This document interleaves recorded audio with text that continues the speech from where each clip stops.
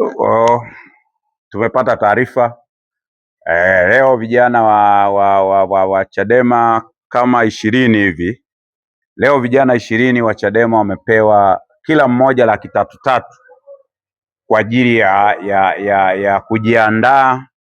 Wamesema eti wamekaa kikao, wamewapa Laki 3 vijana 20 wawe kwenye mitandao ya simu, kwenye laptop eti kwa ajili ya tarehe 22 wajiandae kwa ajili ya kuiponda tume ya uchunguzi. Yaani tarehe 22 au vijana 20 plus wanaharakati hao kazi yao ni kuiponda tume ya Jaji Chande ya uchunguzi.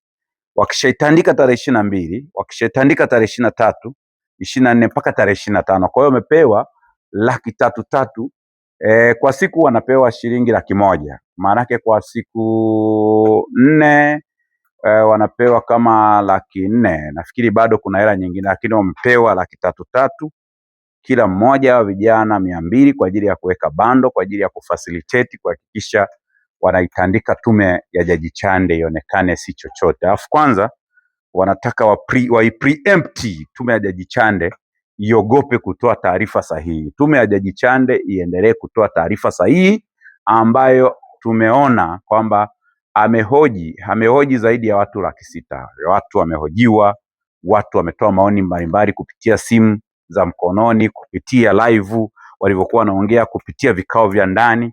Wamehojiwa watu wengi na tume ya Jaji Chande. Kwa hiyo hawa vijana wamekaa na Mnyika jana, wamepewa kila mmoja pesa.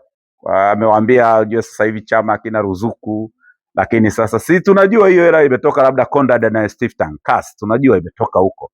Sababu CAS wana facilitate, CAS ya chama cha CDU, Christian Democratic Union ya Ujerumani, tunajua ina facilitate.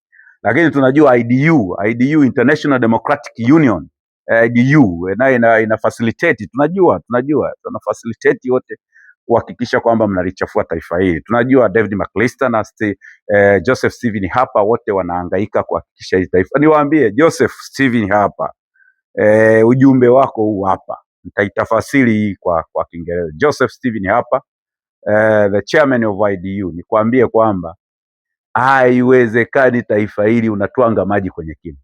Hauwezi kufanikiwa taifa hili la Tanzania. David McAllister, kama vice chairman of IDU, hauwezi kufanikiwa katika taifa hili.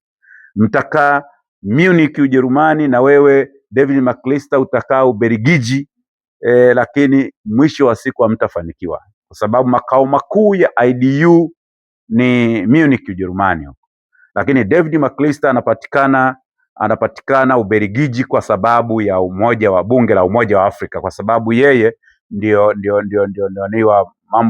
mambo ya nje, msemaji wa mambo ya nje wa bunge lile la Ulaya. Kwa hiyo mtabaki mtahangaika na taifa la Tanzania, lakini hamtafanikiwa. Hii taifa ni teule, au wahuni wa Chadema wataenda mwisho wa siku watafeli na watafanikiwa. Kwa hiyo mimi naomba niwaambie kwamba tume ya uchunguzi itatoa taarifa sahihi.